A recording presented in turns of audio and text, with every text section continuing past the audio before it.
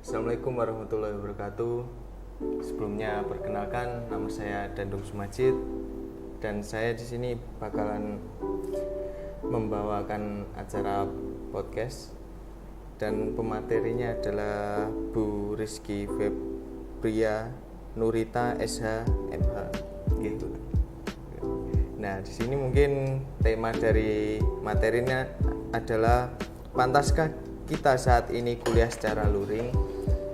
Jadi mungkin ada beberapa sedikit keluh kesahnya saya selama kuliah hampir 2 tahun ini, Bu. Terkhususnya di Fakultas Teknik, apalagi Teknik Sipil. Nah, di situ terkendalanya mungkin masalah praktek dan untuk modul-modulnya yang lain itu, Bu. Nah, kalau untuk dari sudut pandangnya panjenengan, Bu, untuk sebagai tenaga pengajar, ini bagaimana, Bu, kendala selama mengajar kuliah online? Oke, jadi sebelum kita menjawab kendalanya dulu kan kita harus kita harus lihat dulu aturannya dulu ya, aturan dari pemerintah dulu, baru kemudian kita lihat aturan kebijakan universitas kita bagaimana, kan begitu. Jadi kalau kita lihat ini kan negara dalam kondisi darurat seperti itu ya. Kita mulai dari PSBB waktu itu, PSBB, pembatasan sosial skalanya besar. Ya kan, pendidikan tutup waktu itu ya, sekolah tutup, tidak ada kegiatan sama sekali. Kita WFH, jadi semua dalam jaringan. Kemudian ke PPKM ya, PPKM. Setelah itu PPKM darurat sampai PPKM level, kan seperti itu. Nah, kalau dari sudut peraturan, ini berbeda-beda memang, berbeda-beda ya, mulai dari aturan yang pertama sampai terakhir. Karena memang negara belum pernah kondisinya seperti ini. Lalu bagaimana di bidang pendidikan?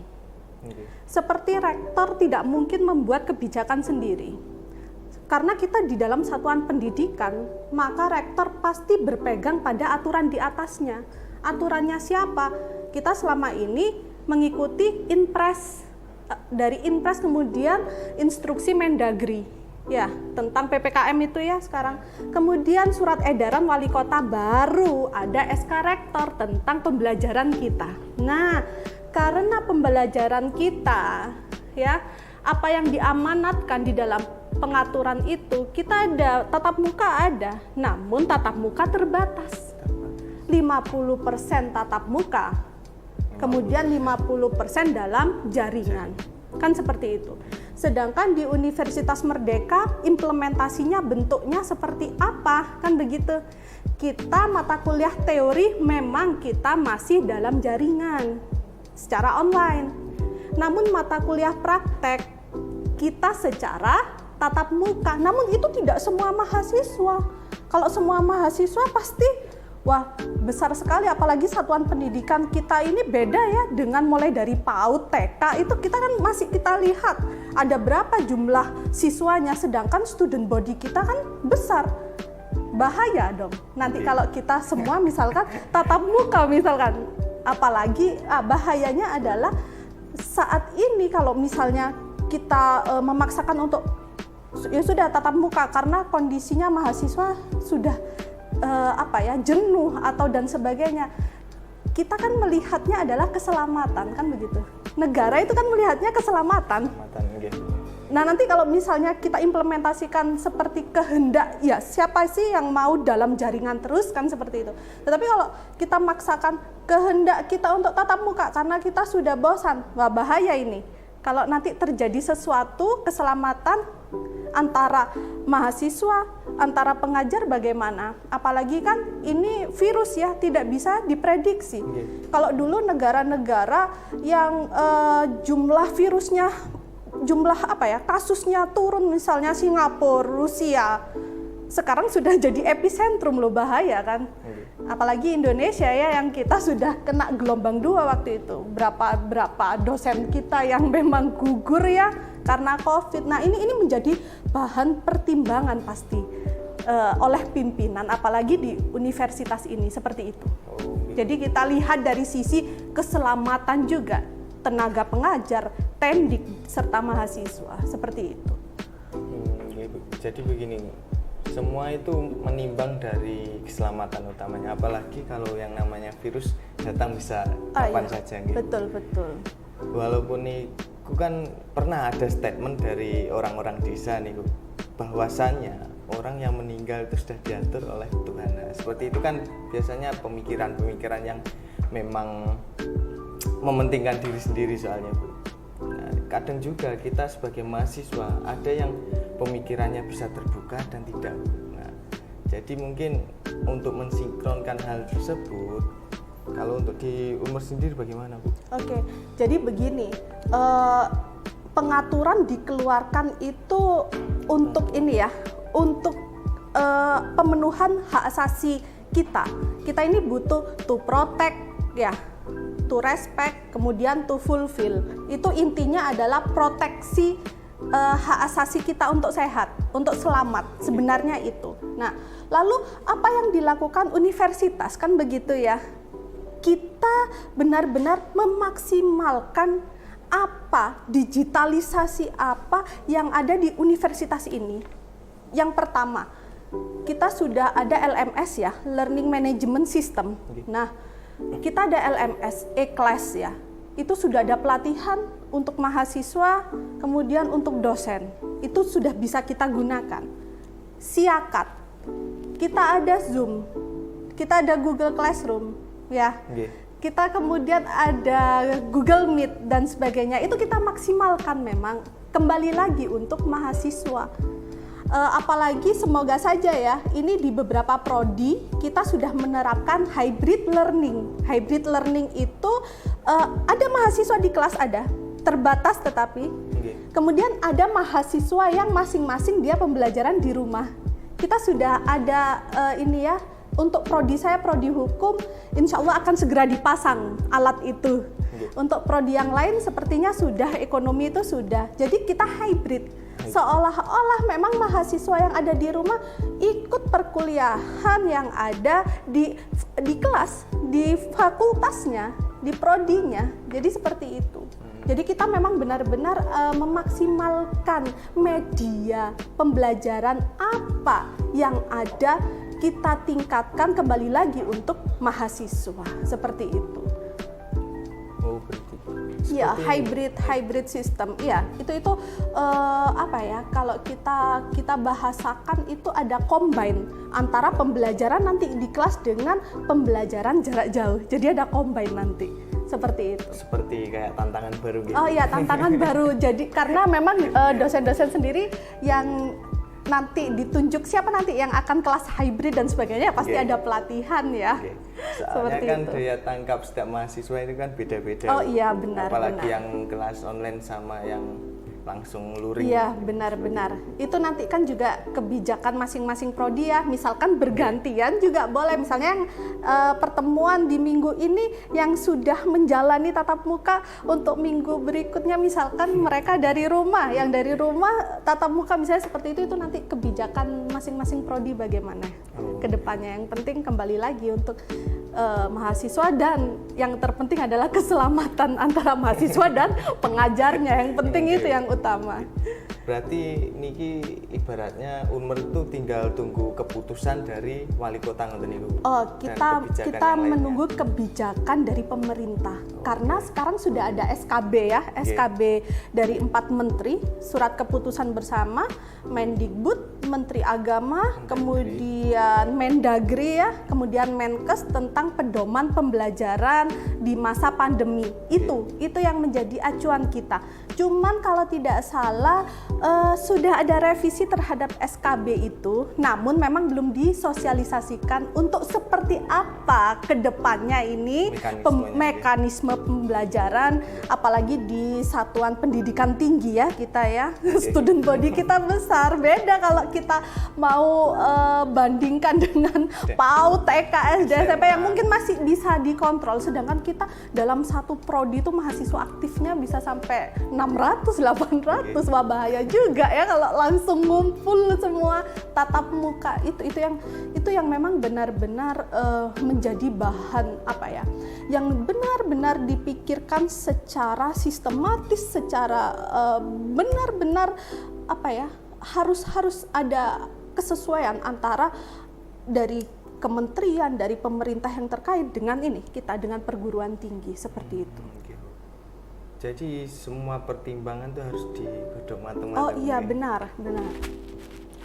Nih Bu, kemarin kan sempat ada keluh kesah dari mahasiswa. Niku kan sudah kita sampaikan di Askom Aspirasi dari Kementerian Hukum dan Advokasi. Nah di situ kan ada pembahasan soal biaya, soal wisuda online sama praktek online.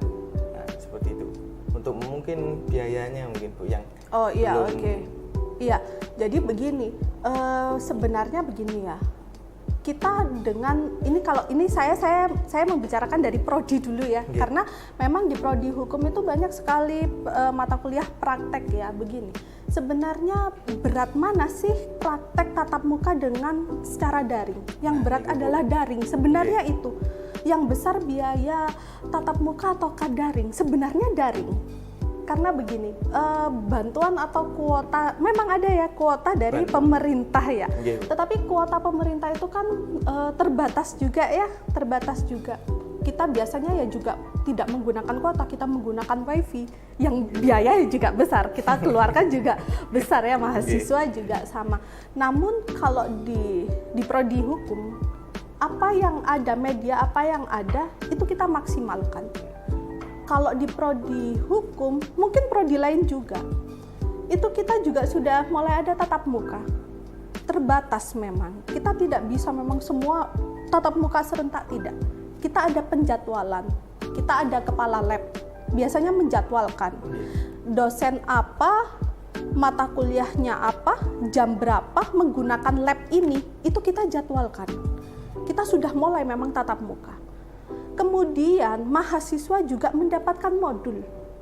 Kalau mahasiswa tidak bisa hadir, tidak bisa datang untuk mendapatkan modul, kami sudah siapkan soft file modul tersebut untuk didistribusikan kepada mahasiswa.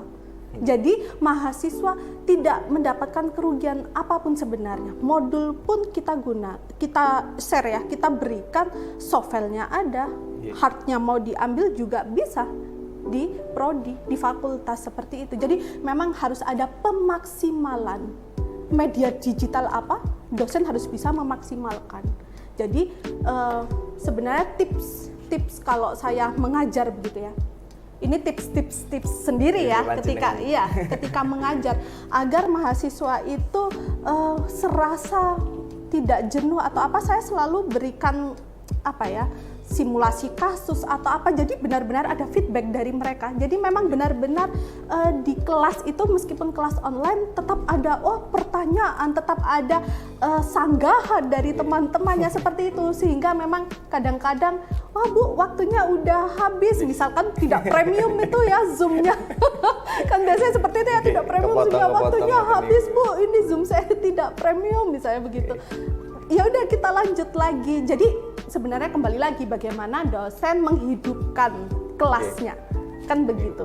Toh kadang ada, meskipun tatap muka, mahasiswa tidur kadang karena jenuh atau apa. Itu tantangan tersendiri ya sebenarnya, tantangan terberat kita ya, apalagi online seperti itu. Ketika mereka off-kan kamera, kalau saya gini di kelas, kameranya di-on-kan, nggak mau saya ngomong sendiri.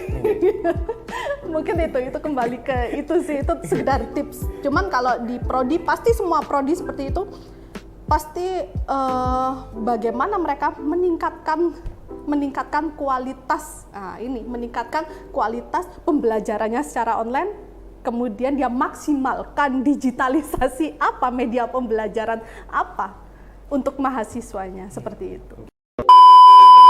Ya mungkin begini Bu, ada satu lagi pertanyaan, apa saja yang harus dipersiapkan dosen maupun mahasiswa untuk menjalankan kuliah luring secara luring? Iya. Kalau kita lihat dari SKB 4 Menteri itu, yang pertama harus disiapkan adalah prokes ketat, itu ya di bagian ke-1 ya kalau dibaca SKB-nya. Kemudian di bagian kedua adalah vaksinasi. Ya, bagi tendik, tenaga pengajar, mahasiswa, apalagi BEM waktu itu sudah memfasilitasi ya mahasiswa ya untuk vaksin. Nah, itu di bagian kedua, itu yang harus dipersiapkan. Yang ketiga, di bagian ketiga itu ada begini, apakah orang tua mengizinkan? Sehingga kan universitas waktu itu ada Google Form ya, apakah orang tua mahasiswa mengizinkan untuk tatap muka, karena itu memang di SKB ada tidak izin dari orang tua untuk melakukan perkuliahan tatap muka seperti itu, tapi tatap muka secara terbatas, jelas kan seperti itu. Itu jadi hal-hal itu. Kemudian yang terakhir tadi pasti itu aplikasi Peduli Lindungi ya kan, yang harus ada di masing-masing satker ya. Kalau kita lihat di Unmer sudah ada ya kan, dari aplikasi Peduli Lindungi kita masuk, bisa kita lihat sudah vaksin dan sebagainya. Itu sih prokes ketat, sebenarnya prokes ketat seperti itu. Nah kan ada juga Bu, ada salah satu mahasiswa juga yang nggak mau atau nggak berani sama sekali untuk vaksin itu. Dengan dalam artian itu dia itu lebih suka kayak mendengarkan berita-berita yang hoax begitu. Untuk tantangannya sendiri kita sebagai mahasiswa untuk memasuki dia, tapi tetap nggak bisa Bu. Ya, oke. Bagaimana caranya untuk ini ya, untuk bagaimana mengajak kan seperti itu ya. Nah itu. Ya ini sebenarnya jadi pro dan kontra juga ya, bahwa mau vaksin tidak mau vaksin itu adalah hak asasi manusia. Tetapi hak asasi manusia itu terbatas. Kita juga harus menjaga hak orang lain untuk sehat, untuk selamat kan seperti itu. Bagaimana? Nah itu yang paling sulit adalah bagaimana kita mengajak. Ya kita memang jangan capek-capek mengajak, ajakan lagi, karena kalau memang dia nggak masalah vaksin itu begini, saya takut nanti setelah divaksin nanti saya sakit berat dan sebagainya. Padahal ini untuk semua ya. Apalagi kita memang kita lihat ya, beberapa kasus kan ketika sudah vaksin itu tidak berat memang ya, kasus yang COVID itu ya di tubuh orang yang sudah vaksin, berbeda dengan yang belum vaksin. Apalagi kejadian angka kematian itu tinggi ya dengan orang atau manusia yang memang belum vaksin.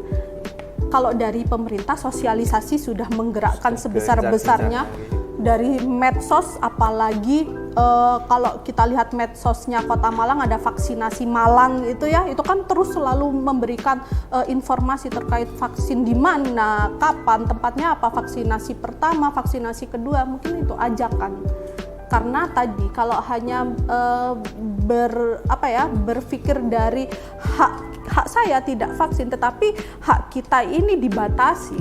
Hak kita ada HAM, tapi kita dibatasi dengan apa yang dibatasi hak asasinya orang lain untuk juga selamat, untuk sehat kan seperti itu. Mungkin itu tantangan terberat ya dari teman-teman mahasiswa untuk ngajak teman-teman yang lain. Sudah sering Bu, tapi tetap aja nggak mau. Ya benar-benar. Oke. Mungkin kalau untuk kembali lagi ke pokok pembahasannya, ya mungkin kesimpulannya adalah kalau kita mau melaksanakan kuliah secara luring, universitas itu masih menunggu keputusan dari pemerintah, dari menimbang segala aspek yang bertujuan baik untuk kesehatan mahasiswa dan dosen pengajar, nah seperti itu. Untuk kendalanya dan segala macamnya itu mungkin bisa lebih memaksimalkan media. Mungkin dari pokok pembahasannya itu saja sih. Sekian dari saya dan Nux Majid. Wassalamualaikum warahmatullahi wabarakatuh. Waalaikumsalam.